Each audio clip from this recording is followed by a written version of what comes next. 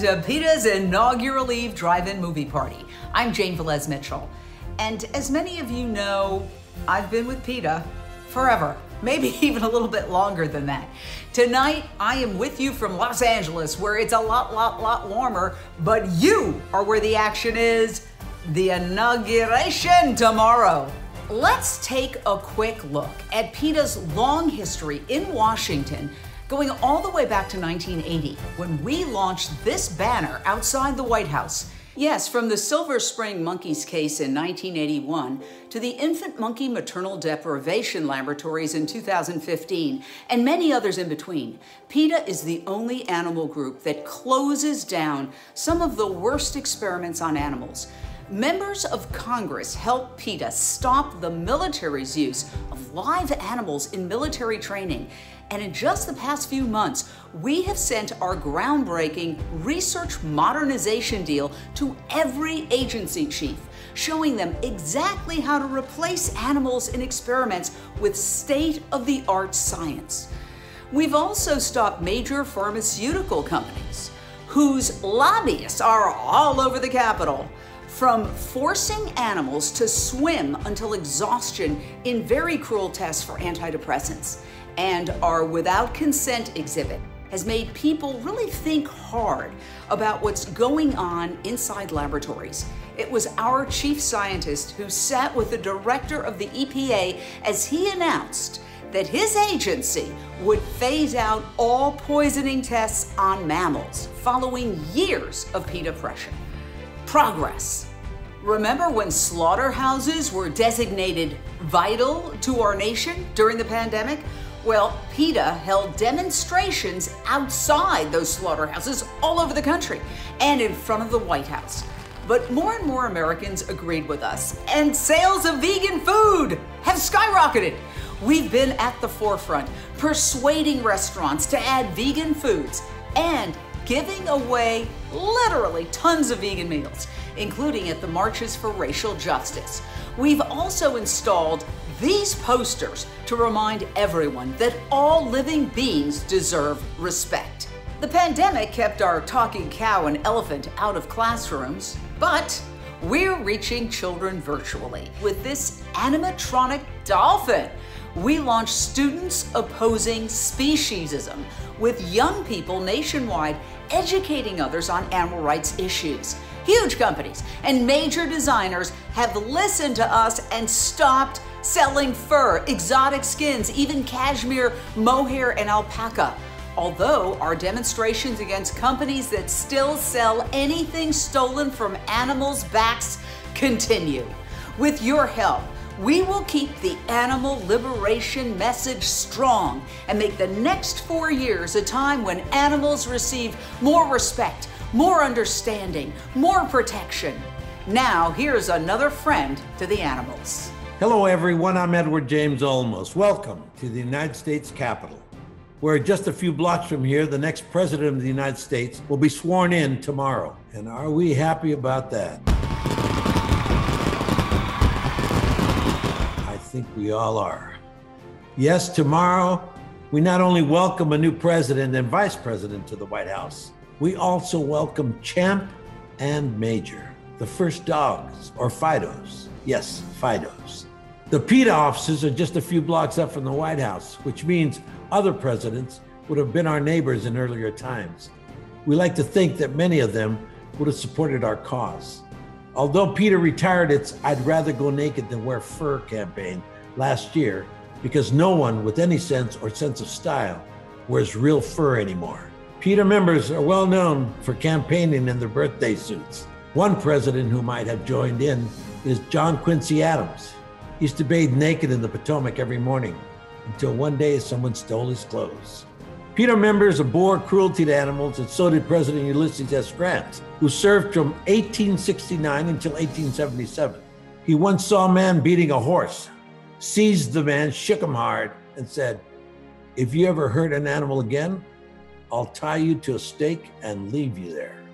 He wasn't universally admired, but as president, Grant created the Department of Justice, prosecuted the Ku Klux Klan, and he appointed African Americans and Jewish Americans to prominent federal offices. He also designated Yellowstone a national park. That's the kind of presidential action you have to admire. Grant's former boss, Abraham Lincoln, once said, "I care not for a man's religion whose cat or dog is not the better for it." I like to think that if President Lincoln had lived, he would have freed the animals too. Washington, D.C. is a wonderful place to walk, chock full of history. Here is PETA's president, Ingrid Newkirk, to show you a few of them, starting at the Lincoln Memorial.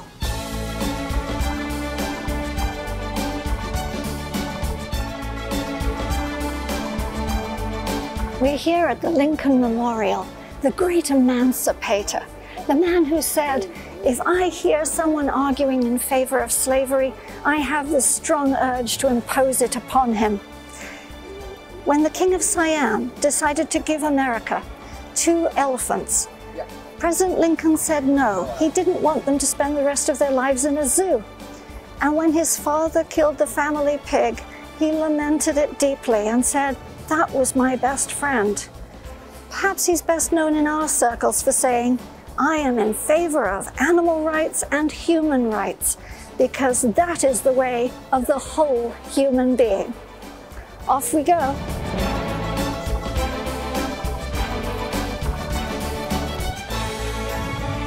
That is the old post office building. It's now the Trump Hotel. And every April, we were outside in front of that building when it was the post office with our tax meat signs, very popular. Here we are at the Martin Luther King Jr. Memorial. It's a fairly recent memorial and absolutely wonderful. Of course, everybody knows that Martin Luther King Jr. said, "Injustice anywhere is a threat to justice everywhere." And we've used that in a lot of our campaigns. Almost the whole King family is now vegetarian. It started with Coretta. And when President Obama used to come here, bring foreign dignitaries to this statue and talk to them about civil rights, afterwards he would take them to Ben's Chili Bowl. This is an old black-owned restaurant in DC, been here for 1,000,000 years, and they serve vegan hot dogs, vegan hamburgers, and vegan chili. And behind us is the tidal basin, and that's where Carla Wapples, dressed as a mermaid, to persuade children not to go fishing. The children adored it, and we got tons of press. Now, off we go again. And there's nothing more beautiful than having a lovely dog. Yes, there is. Oh, you're so wonderful. Do you want to come home with me? Thank you. Bye. Here we are at the US Capitol. Tons of memories here. Newt Gingrich once brought a herd of elephants to the Capitol. Couldn't do that today. We descended on him like a ton of bricks. We've been up there testifying. We testified to improve the Animal Welfare Act, the amendments to it. And Edie Falco has been up there. She helped us by testifying against the use of goats and other animals in military wound testing, and we stopped it all. And Alec Baldwin came here too, and he testified against the use of animals in traveling shows. You know, we've closed a lot of those, and roadside zoos too, all finished. And once I drove Rue McClanahan in a golf cart under the US Capitol, right here. Most people don't know that tunnel exists. Hi, little fella. Here we are at the US Supreme Court.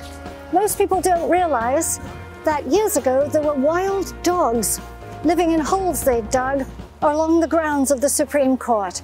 When they had a rat problem, we came out and helped them with humane trapping.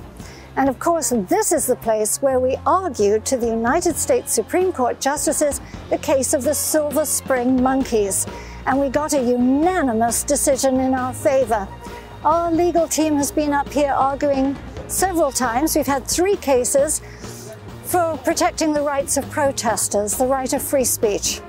As they say, if you don't push the envelope, it's just stationary.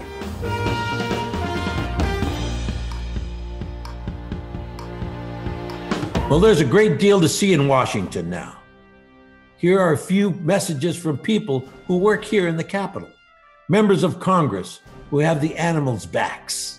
Thank you all for your support of PETA, whose invaluable advocacy and support made it possible for me to stop the NIH from abusing baby monkeys taken away from their mothers and tortured to study maternal deprivation, and to convince the Coast Guard to end the abuse of animals for training military medical personnel.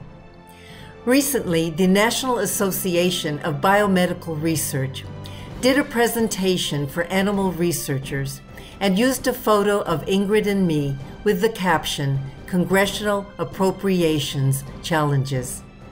It made me think of the late Congressman John Lewis, who said about fighting injustice, "When you see something that is not right, not fair, not just, you have to speak up. You have to say something. You have to do something.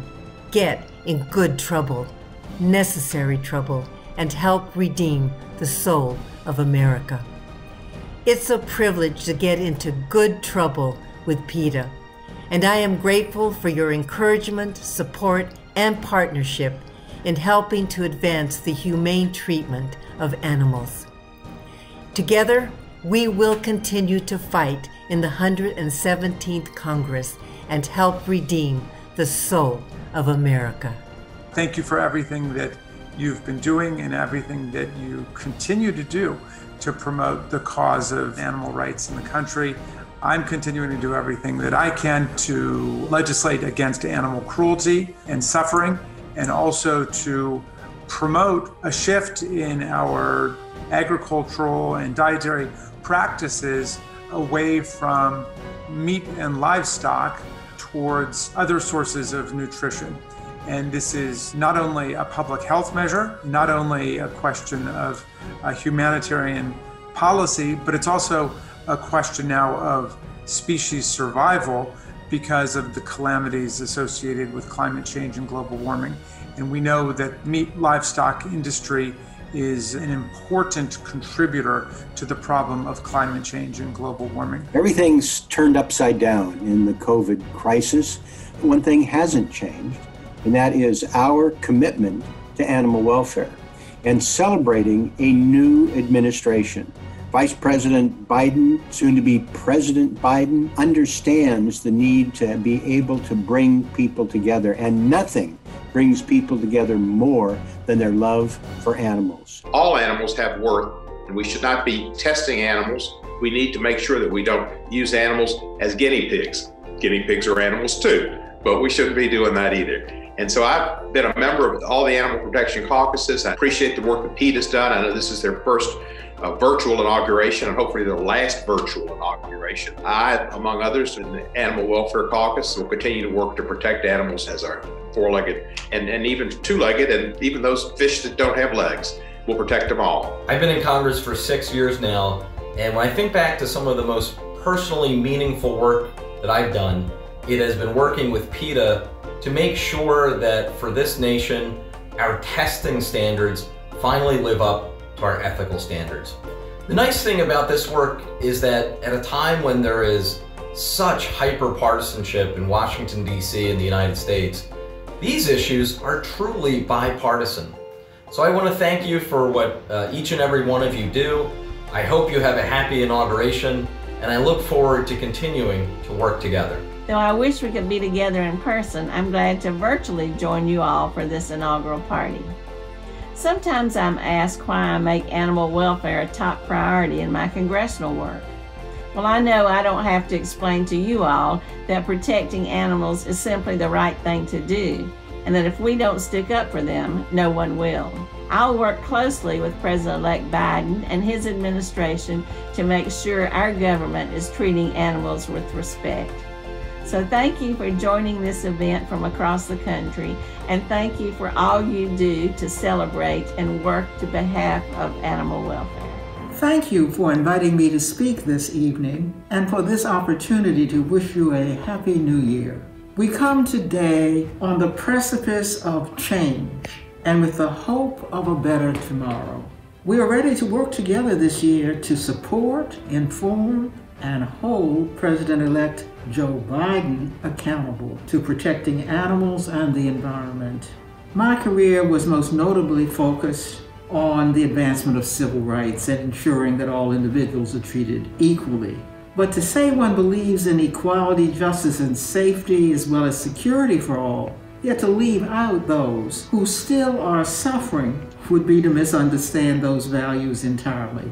To me, it is an obligation to treat all with compassion, justice, and fairness. It's been my honor to work with PETA on issues dealing with animal cruelty and making sure that the protection of all species on this planet is a priority, and I want to thank you. Animals have rights, and they have rights because we have laws. And that's why an organization with the conscience that PETA has is so very important, to be able to advocate and push for those rights for animals, to ensure that they enjoy their lives with dignity, because they are living creatures. In addition, I chair the Congressional Children's Caucus, and I think it's very important that we begin to teach children the value of loving and handling animals. It is well documented that when children are abused and they learn to abuse animals, then they become abusive adults. And one of the things that we look forward to doing is working on issues with children and animals and learning to treat them with fairness and love. I love animals to the extent that from the very beginning of the story of Cecil the lion, I was simply outraged, as I know many of you were. This whole idea of hunting animals and making them trophies, I just simply can't understand it. That's why we need PETA. We need you to be able to be the strong voice, the moral conscience, to say that animals have rights. So I want you to celebrate this evening. I congratulate you, and I'm reminded of the words of my dear friend, in our fight for animal rights, in this year 2021, in the celebration of this inauguration, let's never give up, let's never give out, let's stay in the fight. Happy inauguration. Hello everyone, I'm Dan Mathews, PETA's Senior Vice President. In my house, my husband Jack and I live with a cat named Cilantro, and the word is that a cat will soon be in the White House too. However, tomorrow 2 first dogs will definitely be barking it up at 1600 Pennsylvania Avenue. There have been a lot of first dogs. Grover Cleveland had Gallagher, Warren Harding had Laddie, Calvin Coolidge had Rob Roy, and Herbert Hoover had King Tut, who helped him win the election by appearing in his campaign photos. And we know that Bill Clinton credited Buddy with seeing him through tough times. It was also during some tough times that Nikita Khrushchev gave JFK a dog named Pushinka to add to his pack of 7 other dogs. You just know that the Secret Service had a really close look at Pushinka.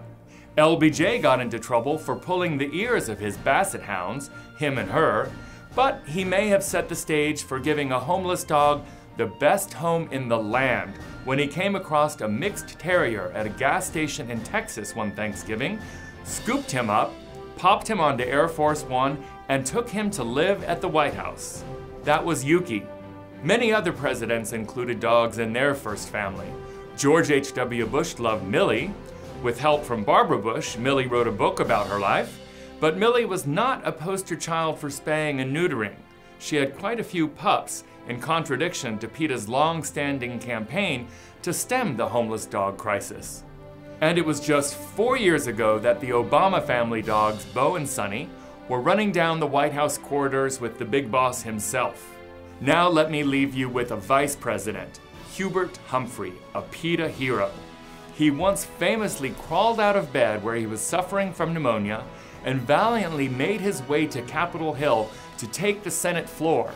It was only because of him that the Humane Slaughter Act passed. It's a sad little law, seldom enforced, but then Senator Humphrey risked his own health to see it through, and we are forever grateful for that. This wonderful picture is of him playing tag with his donkey, and now here is a look at just one of the many dogs PETA has rescued.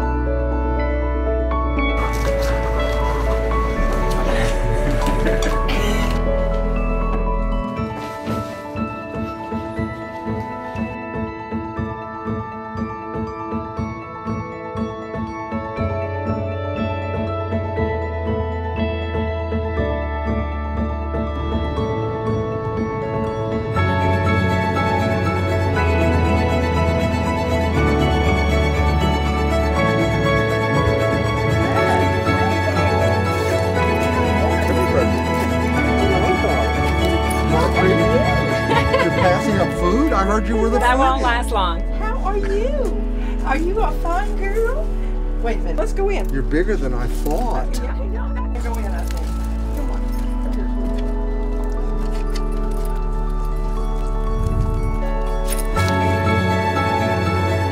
What we would like for her to look forward to, and I think she probably is a long, long life of love and happiness and somebody to care for her and look after her. Somebody who is always going to be there, no matter what.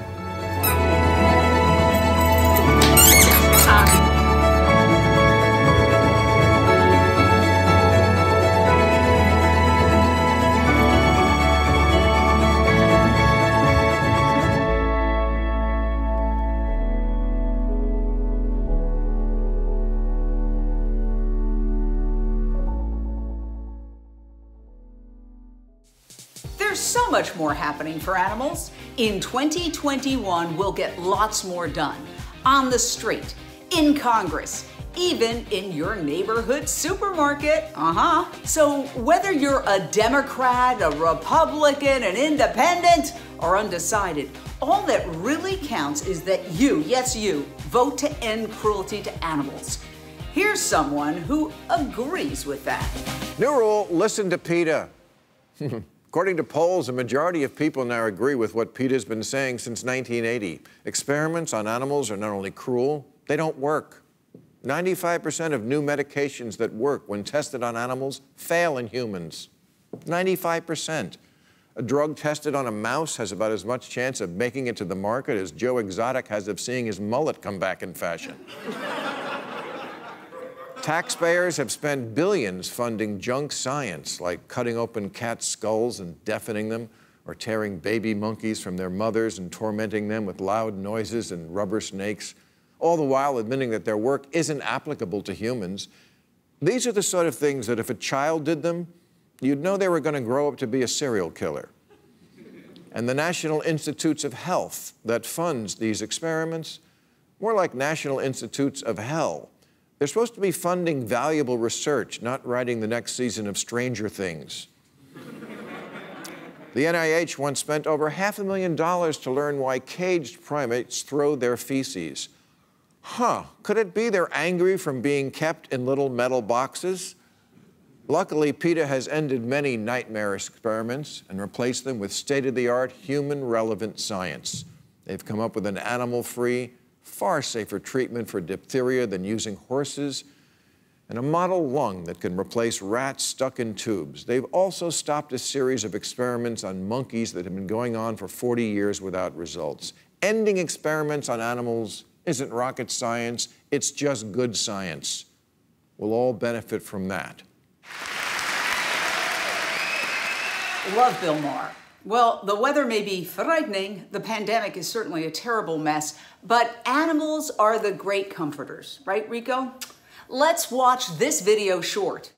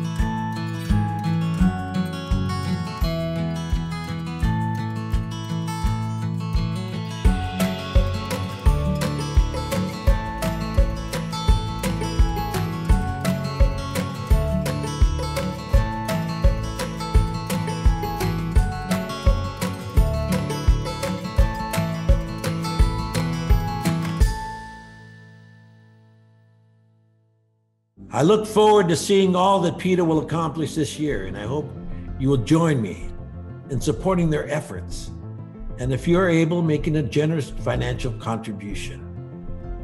Thank you for coming and for caring about PETA's work for animals. Please take care, drive safely, and if you see cruelty to animals, please speak up and never be silent. To close us out, here's Tony Award-winning Broadway star Beth Leavel with a song especially written for us tonight. There's a rescue dog in the White House. Major Biden is his name. The Bidens rescued a playful pup. Do you want to do the same? Oh, that is very, very kind. Just keep these tips in mind. Though your pooch might be small and unbearably cute, and is fun with a ball and can dig up a root, if you take a bad fall, you'll be wearing a boot when you play with your rescue dog. As you're climbing the stairs, keep your hand on the rail. Don't be caught unawares by that waggedy tail. If your ligament tears, you will holler and flail when you play with your rescue dog. My advice ain't phony, so I hope that you are listening, because yes, I have won a Tony. I know everything. Not really. Yes, your dog has a mug that is sweet to the touch, and you long for a hug, 'cause you need one so much. But you trip on the rug, you'll be needing a crutch, and you won't be allowed to jog. Don't go banging your head and be laid up in bed with a come to your rescue dog. Play safe when you play, bring it home with your rescue dog. Hey champ, kitty kitty, yeah! Well, good night, everyone, from me and all of us at PETA. And don't forget, speak up, speak out, stand up, stand out, and don't allow discrimination to keep anyone down, all the animals included. Cheers to 46. Have a great night. One last but very important thing. Please don't forget to donate generously to PETA, because they will save animals, and animals depend on them. Thank you for doing that. I give till it hurts, or I wouldn't ask you, because it's so important. Good night, everyone, and look after yourselves.